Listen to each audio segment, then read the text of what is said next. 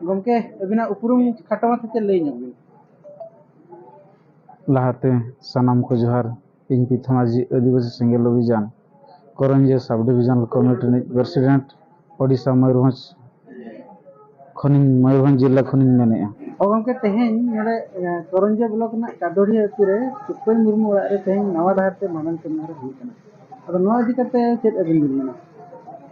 नवा इदी कते इन नवानी मेना तेहेन कादोड़िया ग्राम दो मित सेंगेल परिवार कना ना दो गमके चे परिसित करे जीत बंगा सलखा मुर्मू तिकिन छटियर ओटो आका आदो नोडे सुपई मुर्मू तिकिन हुडिन बयहा अनंत मुर्मू तिकिन चलावेन 8/5/2023 हिलो नवा धुरी धरती खुनकिन साहा संगी बांगमा बंगा दिसोम अनकिन आदो उनकी ना भांडान गे तेहेन 22/5/2023 मारे उयहर मारे डाहर बगी काते नवा उयहर नवा डाहर लेकाते भांडान कमिहरा हुईना मेन दो माने मारे उयहर दो नवा कना जे अबो दो सेदाय लेका गेबो ताहेना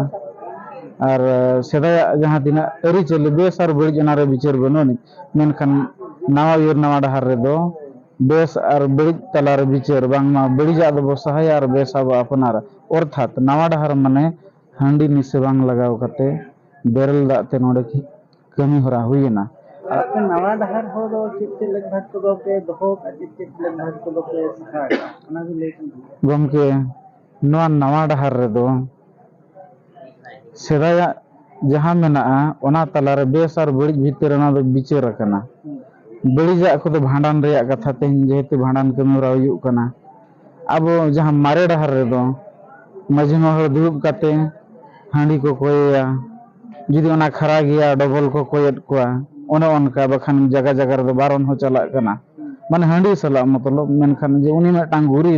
चे लेका रेबो आजा माने नारा पीड़ा खन बो वारिया ओना दो बांग को चिंताया आर भांडान के मुहिया ओंडे दो उनको मांग हाने माझी मोड़ नितम ते हांडी ओडोका को दिन उनको अंतर को बुल को जहां दराते ठीक से कमी बाय गानोआ सुरु खुरे बांग कमिया अशांति तायना पूरी बया को जहां ओंडे उनको हांडी ओडोका को हाना बड़ो हाना नहा तेगे पूरे टाइम दो पूरे नर्वस गिडिया माने बेकार गिडिया टाइम को आदो नवा गे जीत बंगा सलखान मुर्मू बिचार नाम किया जे समाज रे सुधार अड़ी लगती कना और भांडान रेया जहां रूम डाकाव नवा हबो सहाय हका चेदा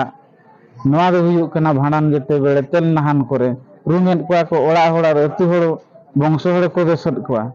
जे हनी हानका हका दे नहीं नका हका दे प्राय बो बड़ाई गया तो नवा को इदी करते अब मेने अरे आज जुदी वैलिडिटी ताहेलाना मिद होड़ जानामाय माने गुजुग मेना गया तो ओना मेनते जो नवा रूम डाकाव रे हनी नंका के नुई दो न बाई गज को तो नो नंका हको दोसेट को डन एमान तेमान कोते गज गपज बयहा बयहा भीतर हो नंका चला कना अतु टोला रे की वंशोड़ भीतर हो तो ओना खातिर मेने अब तेन भारत दिसम रे मानवी मेना को डन दोष कते मेटा निर्दोष होड़म गजिया ना तो ठीक जिनिस बांग कना और ओना खातिर ते नवा माने अब रूमो दबो चाबा हका अट्टे को चबा कना अट्टे ते नवा ना को मिसा कना से बंग मिसा कना और प्राय ओना हो चाबा हका ओना तुमते मेटांग गुरी हारकेत कष्ट तलाते गोजोड़ नितुम ते थरी बटी गिना चातम जतो रकम एगुइया ओथ हसा को मिटांग जगह रे दो कोनवा को माने ओथ हसा को बंधक कते को किरिमिया मेनखान दो माझी महल थरी बटी ते माने सीमित चुपुर सीम तो बदल गड़ी का कना जहां लेका मेटा कांसा थरी जुदी कना 1200 की 1500 गान नितंग रेट ते ओना दो अब 100-200 ते बकरिन का कना जहां चुनी असमी गुरीब उनी जहां हाई रेट ते किरिन के अड़े रेट ते किंतु सेतो कना आदो ना बो उयहर किया जे जहां को ना थरी बटी को बरम किरिनोआ ओना दो असमी गे थरी को दो दोहय मा और गज होड़ नितुम ते जहां अब लुगड़ी को अगु कना ओना दो माने आलो अगु मा और जुदी बायदविक अगुयना इन खान ओना दो असमी गे दोहय और आजबिन जुदी ओको एम सनाया ओना एमा को और पेड़ा पुरबु लुगड़ी हको अगु का गया आदो नो नवा गे तब माने ओना भीतर रे अंतो माने जा डिफरेंस तहन कना कुटम दिल करे अब जहां पर बंगा गज हो नितुम ते जहां अब कुटम को ओने पर हो तिने का लगभग को मजी मा बता होय तो अपे नकान अपे कमी रे दो ना को मेना नवा कादोड़ी है अतुरिया कथा लिन मेनेआ नोडनी माझी बाबा हो तिकिन अड़ी साय साय सरहाव बो एमा किना नोडेना दो नोंका हाकना माझी मोड़े हर nyutum तेदो onkanak do banu ani माने जहाँ लेग भाग लेकाते तेन जुदी मेटांग बालाई जखान बखान मेटांग मेरोमे किरिम किदिया उनी दो हुनंग पे भागो आय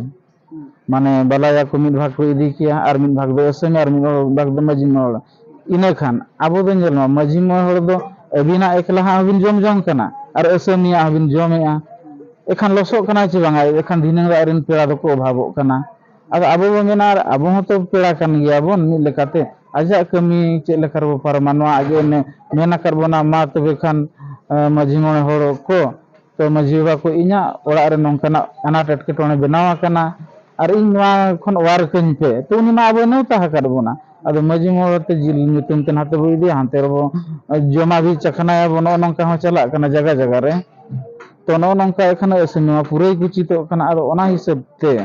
आदो नोडे दो असमी के जतो अब एमाका दिया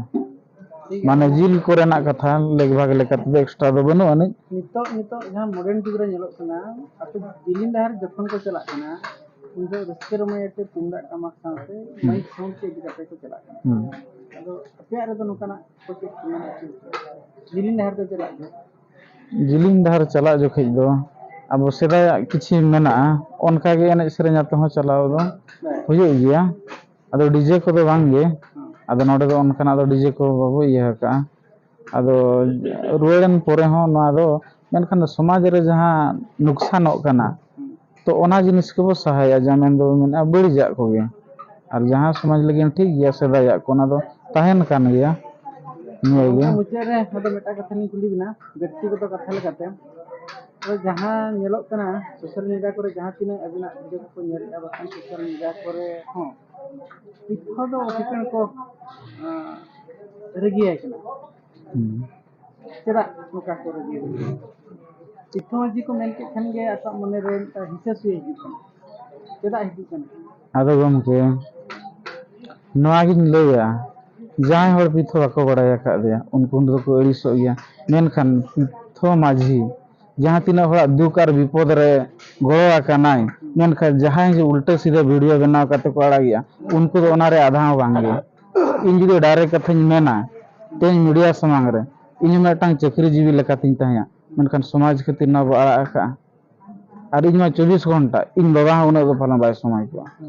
आदो ओने ओनका अब नितंगा मोमेंट रे जहां रे प्रॉब्लम कि जहां आगे अब आदिवासी को कि सांतार होड़ा जहां गे अनाटेट के सेटरो कना ओडे बो सेटरो कना आदो उनको दो जे अब समाज रे नितंग परसी जितके रे जीत बंगा सलखान मुर्मू गमके तकिन भारत रे सात राज रे जहां आदिवासी समाज रे लहाई लगिन किन कमी कना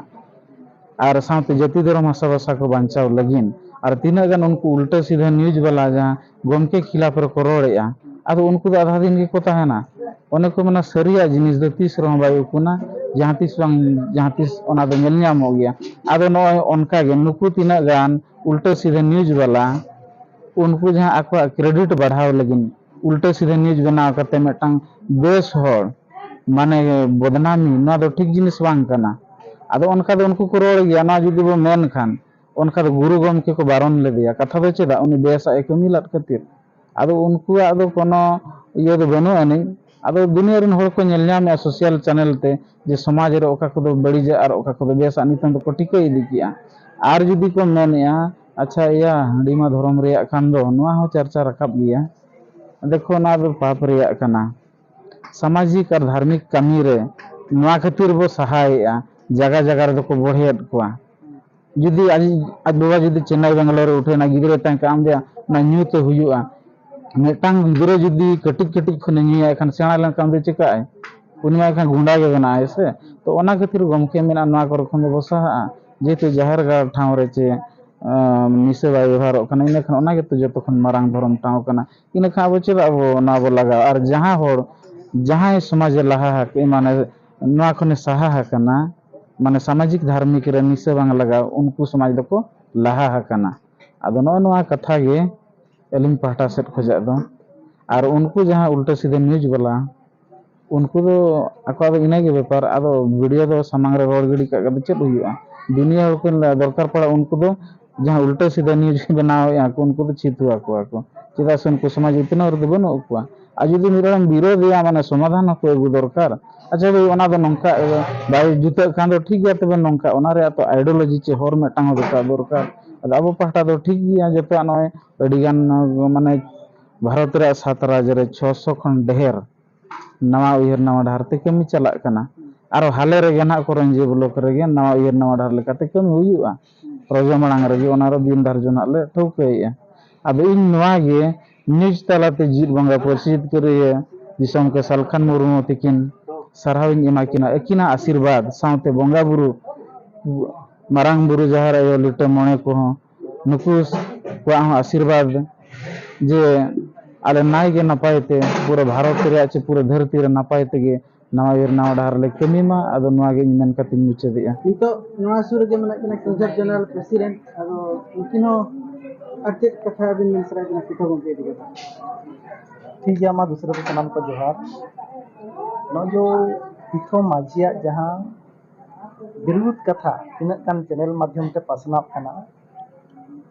जे पिठो माझी हनकान गया पिठो माझी नकान गया पिठो माझी बाई ठिका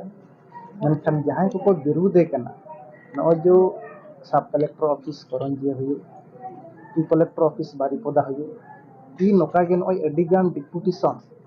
जहाँ को जेपी धर्म आशा बासा पंचायत रे पाले करंजी ब्लॉक खना नवा सब डिवीजन ते सब कलेक्टर ऑफिस खना मिनिमम 20 टी गान दो नुया नुतुम ते एम सेता कना माने सब कलेक्टर माध्यम ते राष्ट्रपति भेजा सब कलेक्टर माध्यम ते